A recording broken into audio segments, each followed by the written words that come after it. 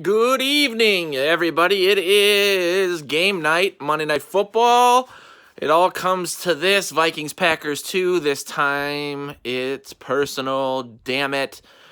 This is Purple Update Live. I am your host, Joe Johnson. I'm trying to figure out where the camera is on my phone because I'm old. So if I'm looking off vaguely into the distance, that's the Super Bowl trophy we're all chasing. Merry Christmas, everybody. Christmas week. Happy Hanukkah to everyone out there in Temple watching this, I guess. I don't know. I don't think I have a huge Jewish following, but we can work on that. Build bridges.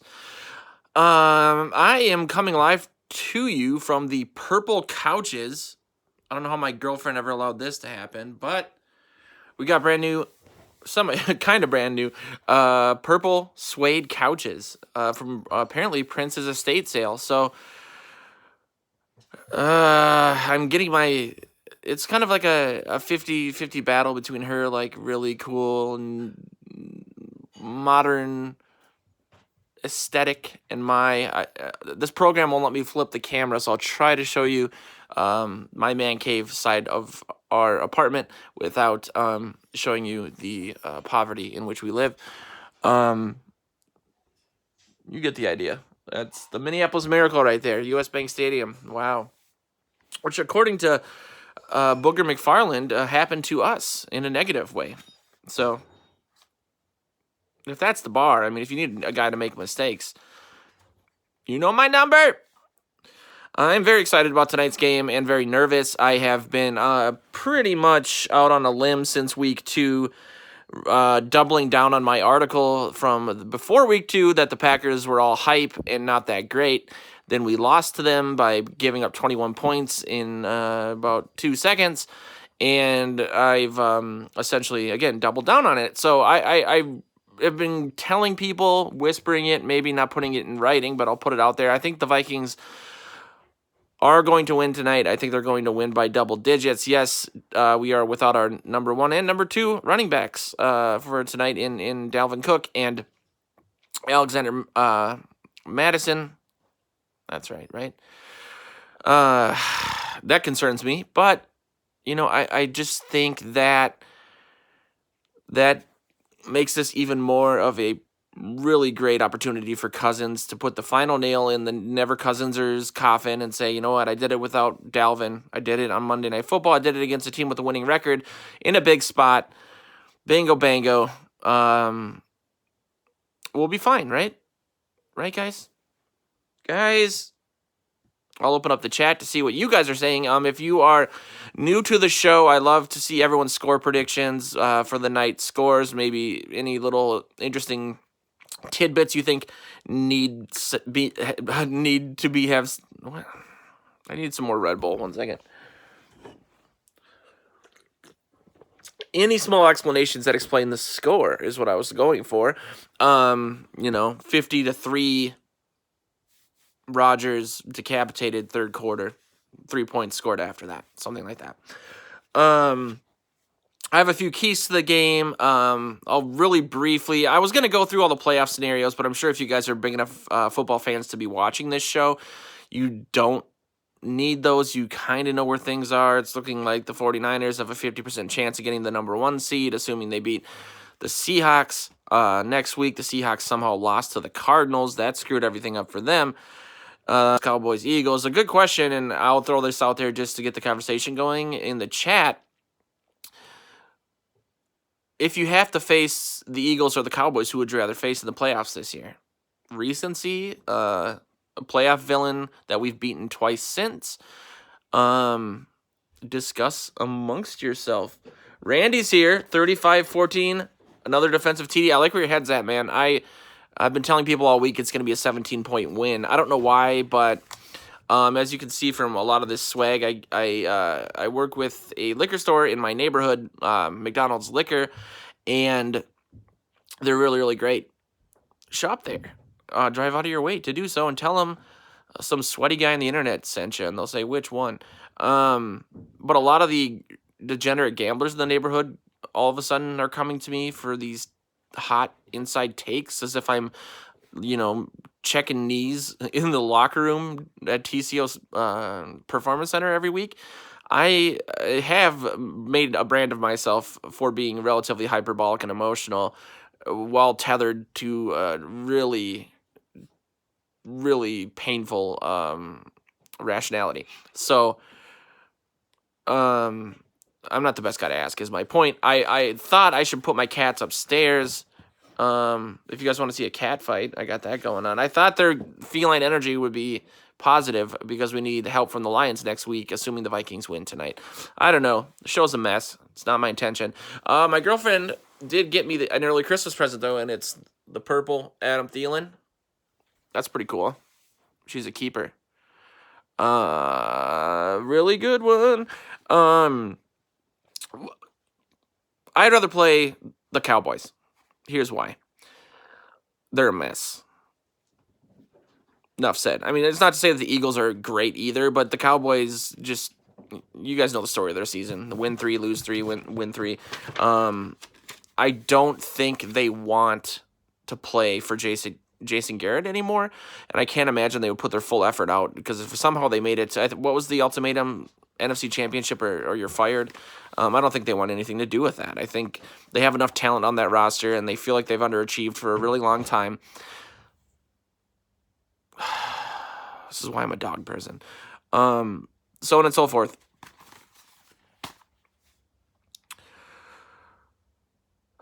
Speaking of weird seasons, the Seahawks, in almost anti-Seahawks fashion, it seems, they have these big spots where they can make, they should be the number 1 seed by now, by all intents and purposes. You think Seahawks teams of yesteryear would have 2 losses as opposed to the 4 that they have right now. Losing to teams like the Cardinals. I know that it's a division game, and those are always wonky, and that the Cardinals are getting better.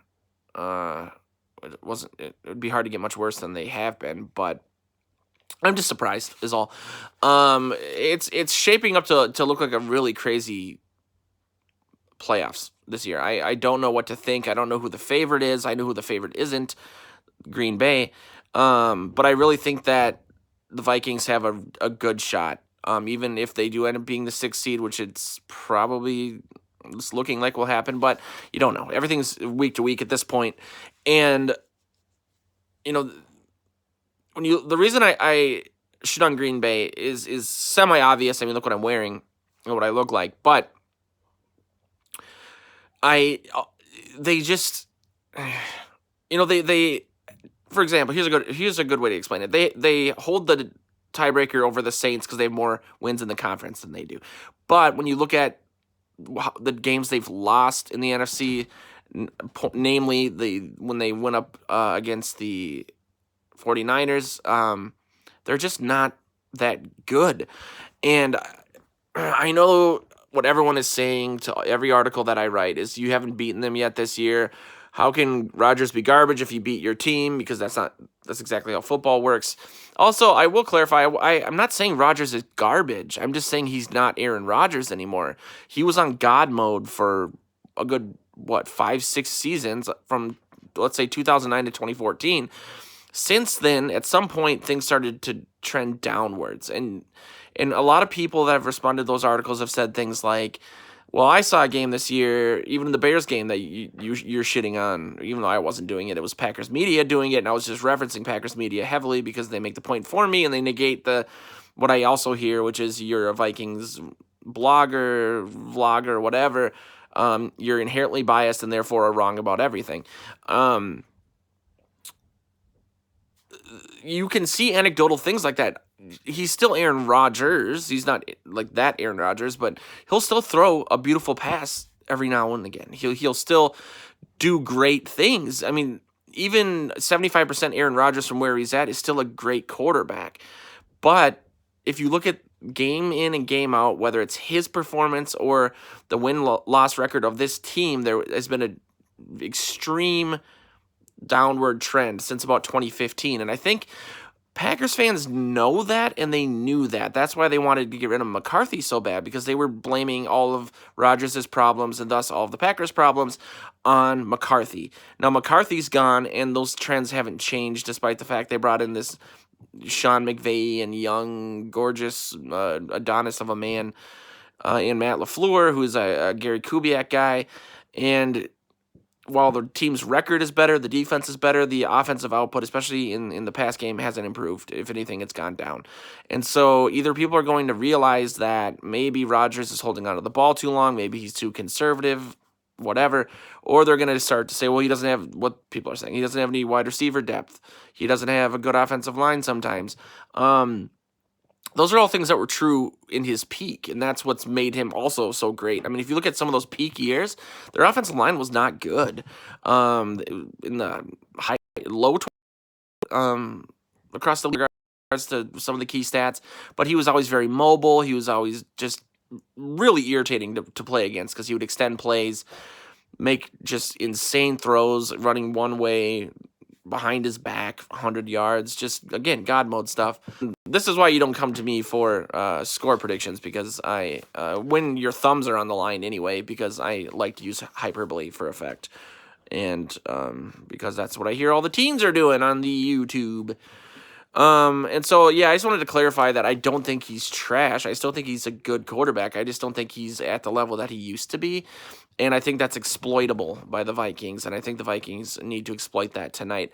But I can't, on one hand, look at statistics and trends and then also ignore them. So one of the keys I have for tonight's game is for Mike Boone to really come out. I want the Vikings to emphasize Boone and to just keep running the rock right down the Packers' throats. Their run defense has gotten better. Excuse me. Kenny Clark has been playing a lot better. It seems like a lot of their front seven, their linebackers are playing downhill more. That's all well and good, but as you guys know, the Vikings' success this season has been tied to a successful run game. Depending on how you define this, the Vikings have won the rush battle in 10 of the 14 games they've played this season. Or 10 of... I'm getting this from a Packers website, so that doesn't seem right. Because we have played how many games? 14. That's right. 10 of 14. God. And the Vikings have won 9 of those 10 games. The only game they lost was against the Packers week 2. And the reasons for that are obvious, more so than the usual. This team loves to run the play action. Cousins is elite out of the play action. It's him and Russell Wilson at the top, even though we didn't run any play action when we played against Russell Wilson for some reason.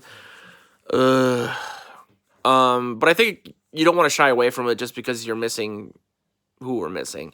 I think Boone is obviously... I've seen a lot of articles like today. A lot of thousands of fantasy championships across the country are dependent on a guy named Boone. The Washington Post wrote that today. The national media obviously don't really know who he is. I think we do as Vikings fans, because he's been really, really good in the preseason, and we've all really loved to watch him over the last couple of years. But that doesn't necessarily mean that even the Packers are aware of, or their fans or their writers, how well he is suited for what they've been successful at anyway. I'm not saying he's on the level of Dalvin Cook at all, or Madison at all, but he can do everything that they do. You know, he's finishes runs with power. He hits all the holes you want him to. He isn't as good at catching balls out of the backfield, but he's good at it. I mean, he's no AP, for Christ's sake. So I think you can do everything that you want to do, and I think you should. You really shouldn't deviate from it. And that's, if you guys have watched this show, you know what I'm going to say next is, don't get too cute. Don't deviate from what has brought you success. Packers websites, I like to look at the 3 keys from writers from my site or from Minnesota-centric sites, national sites, and Packers sites.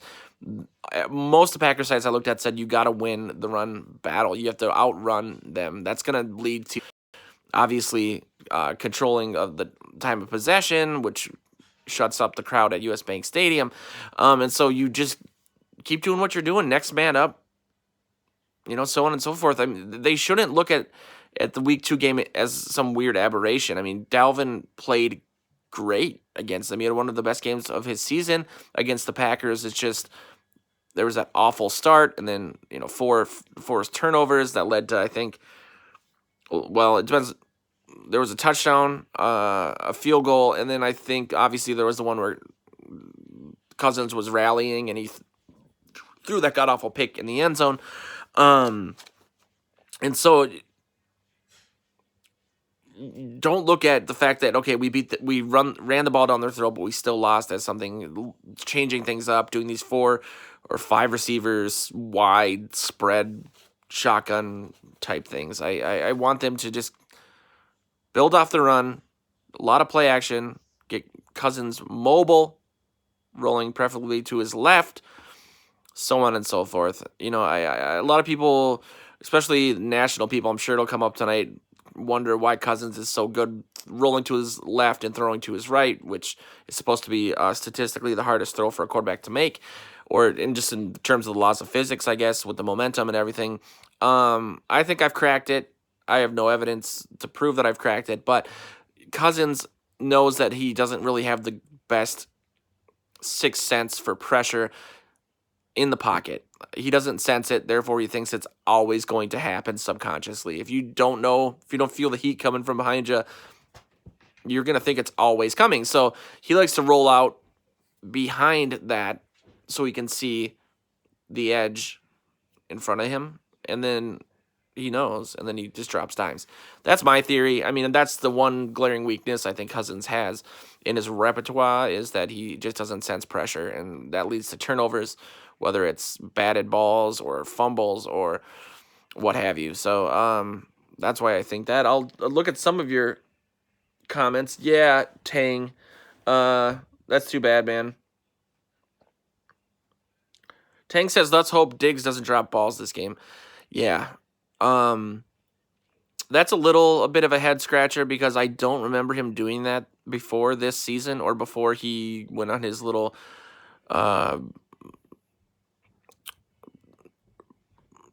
PR or all his anti-cousin stuff is, I'm trying to think of a witty thing to do, but if you can't tell, I took a nap before the game, and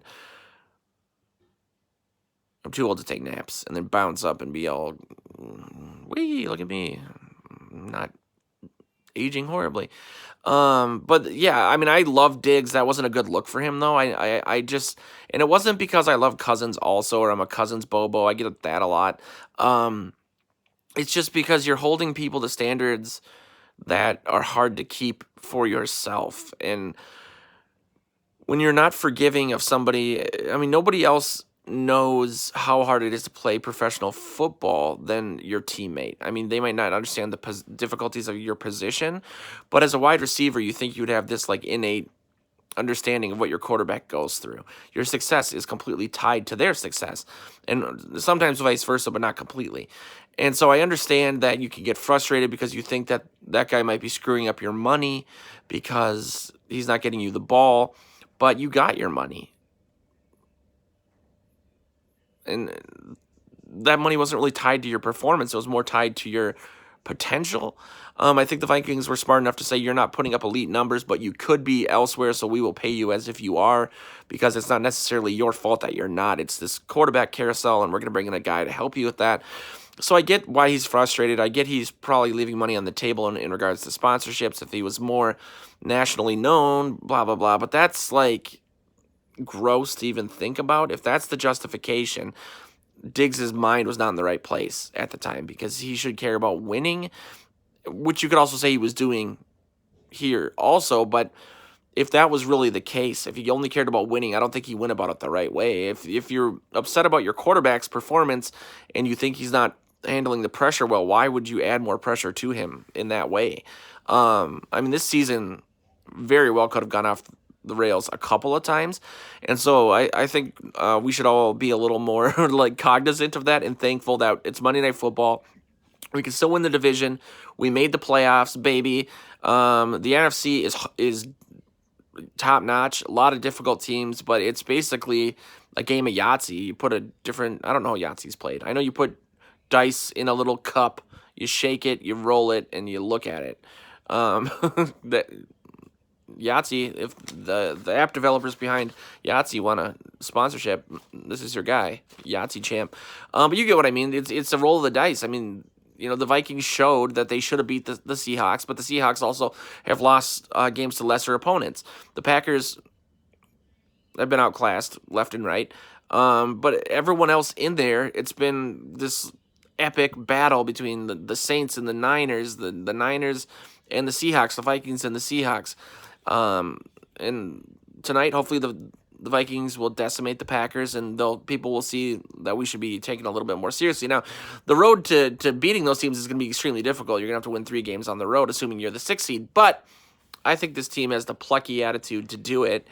And I, again, want to show off my purple couches before I get into your comments and maybe another quick point. Oh, we're still talking about Diggs in the comments. Yeah, Ting, what was your score prediction? I saw Randy's, and I'm assuming all the other... we got to think of a good name for this core group of guys that comes to these shows.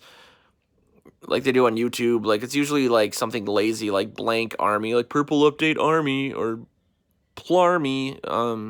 We'll think of something wittier than that, because we're all smart, capable men, despite what everyone says about us. So yeah, the run battle obviously is really important. Don't deviate from it, please. Even with your 3rd string guy, I've said this multiple times.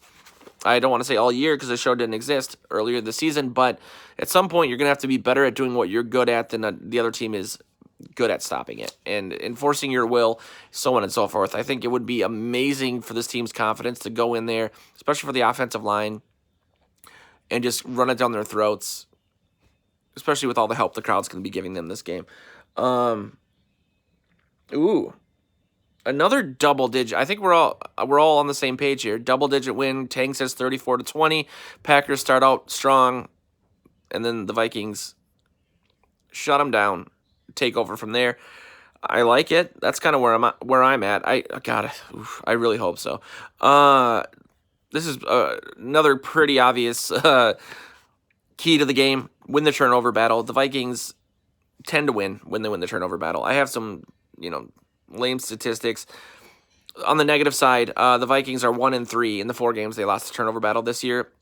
Unfortunately, the Packers are league leading 9 games without a turnover this season, and they're 8-1 in those games. So forcing turnovers and not turning the ball over yourself is going to be obviously incredibly important. We all saw that week 2. If not for that interception in the end zone, I think all of us, think that we should have won that game. But, Cousins, that was his worst game of the year. A lot of people look at the Bears game, but he had a 43% completion percentage in that game? Oof. That's why I said this at the very beginning of the show, but I think this game's gonna be like at least it could be Cousins is that's right. I'm the franchise. It's not all these other factors people throw out there when they're trying to diminish what he's done. He's going to take this by the reins and just, he had 2 of his best games against the Packers last year. It's a different defense, a different year, so on and so forth. But I think he can do it. I think he will do it. I'll be extremely, extremely tune in for that post game if that doesn't happen. And that brings me to my final point, which is the pressure thing. I think getting away from what I say about Rodgers and just solely focusing on what the main argument is for Packers fans who are frustrated with Rodgers, it's that he holds onto the ball too long. I can't imagine he'll do that tonight if he has any control over it anyway, which he obviously does, but I more mean maybe he doesn't realize in the moment that he's taking that much time, or he's just looking for something that isn't there. There's a miscommunication. I don't know. But if he does that tonight, game over. This front 7 is coming off their best game of the year. The Vikings front 7 against the Chargers. We had 7 turnovers for Christ's sake in that game. If they see Rodgers, who hasn't been as mobile, it seems at times this season, he's just going to get eaten for lunch. I think that he was sacked 4 times in the last win we had against the Packers, which was the second game last year. He was hit 5 times outside of that. More of that, please. I would just love it. I would love to see Zimmer come out very aggressive, dialing up blitzes. You got the crowd on your side. Take advantage of it. The more you do that, the more you might get, screwed up snap counts and false starts and just start this cycle of the crowd. That's assuming that everyone out there did their part and didn't sell their tickets to Packers fans. I would really hope, if I could leave one lasting legacy before I die in my early 40s, John Candy style, it would be find a way to verify who you're selling your tickets to, maybe a man cave tour, so that you know that they're not Packers fans when you give those tickets. The last Packers game I went to in person was at TCF Bank Stadium. The last year they were there, the second one. And the Vikings lost that game 30 to something, like 13, 38 to 13 or something. I don't know. I left in the third quarter with my dad because it was awful. There were more Packers fans than Vikings fans there. There was a really drunk one behind him and I, and we had those seats. I went to 7 of the 8 home games that year, and we had those exact seats every time because I was getting them from a guy I knew who had season tickets. So I didn't want to screw that up for him. So I couldn't berate somebody that was around. Granted, this guy also bought his ticket, so it's not like it was a neighbor of his that he would have to deal with later. But I didn't want to screw his season tickets up, is the point, because usually I'm a little more rah-rah. That having been said, I used to drink a lot at football games. I don't drink at all anymore. So who knows what would have happened. All I know is my dad is so bashful, he doesn't even like to order food through, from a drive-through window. I usually have to do it, or my mom will do it. He turned around and was like, go Pack, go what? It's a TV timeout. Like, you're saying that all the time. Like, it doesn't matter if it's a good thing, a bad thing, a neutral thing, like a TV timeout. Shut up.